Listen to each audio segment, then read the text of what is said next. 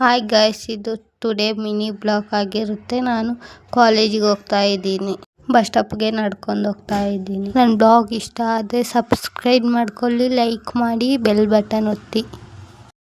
ನಾನು ಬಸ್ ಸ್ಟಾಪ್ಗೆ ಹೋಗೋಷ್ಟೇ ಒಂದು bus miss ಆಯಿತು. ಮೆಟ್ಲು ಹತ್ತಾ ಇದ್ದೆ, ಆ ಬಸ್ ಹೋಯ್ತು. ನಮ್ಮ ಫ್ರೆಂಡನ್ನು ಬರ್ತೀನಿ ಅಲ್ಲ, ಅದಕ್ಕೆ ಇಬ್ಬರು ಸೇರಿ ಜೊತೆಗೆ ಹೋಗ್ತಾ ಇದ್ದೀವಿ ಕಾಲೇಜ್ಗೆ.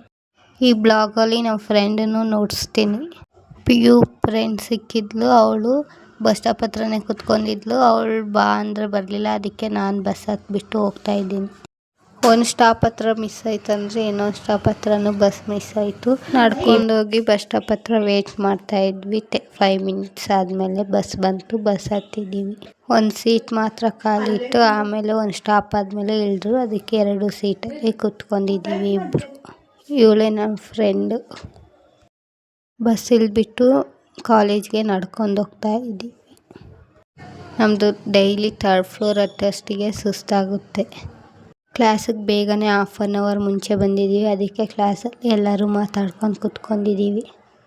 ಕ್ಲಾಸ್ ಮುಗೀತು, ರಿಟರ್ನ್ ಮನೆಗೆ ಬರ್ತಾ ಇದ್ದೀವಿ. ಬಸ್ ರಶ್ ಇತ್ತು ಅಂದ್ಬಿಟ್ಟು ಇನ್ನೊಂದು ಬಸ್ಸಿಗೆ ಹತ್ತಿದ್ದೀವಿ. ನಮ್ಮ ರೋಡಲ್ಲಿ ನಡ್ಕೊಂಡು ಹೋಗ್ತಾ ಇದ್ದೀನಿ. ಇವತ್ತು ಮಹಾಲಕ್ಷ್ಮಿ ಶಿವು ನಮ್ಮ ಮನೆ ಹತ್ರನೇ ಇದ್ದರು. ಡೈಲಿ ಅವ್ರ ಮನೆ ಹತ್ರ ಇರ್ತಾಯಿದ್ರು. ಇವತ್ತು ಇಬ್ಬರು ಆಟ ಆಡ್ಕೊಂಡು ನಮ್ಮ ಮನೆ ಹತ್ರ ಕುತ್ಕೊಂಡವ್ರೆ. ವೀಡಿಯೋ ಮಾಡ್ತಾಯಿದ್ದೀನಿ ಅಂದರೆ ನಗ್ತವಳೆ ಅವಳು. ಮನೆ ಒಳಗೆ ಆಡ್ರಿ ಅಂದರೆ ರೋಡಿಗೆ ಬಂದು ಆಡ್ತೀವಿ ಅಂತಾರೆ. ರೋಡಲ್ಲಿ ಕುತ್ಕೊಂಡು ಆಟ ಆಡ್ತವ್ರೆ. ಇವತ್ತಿನ ವ್ಲಾಗ್ ಎಂಡ್ ಮಾಡ್ತಾಯಿದ್ದೀನಿ. Bye guys.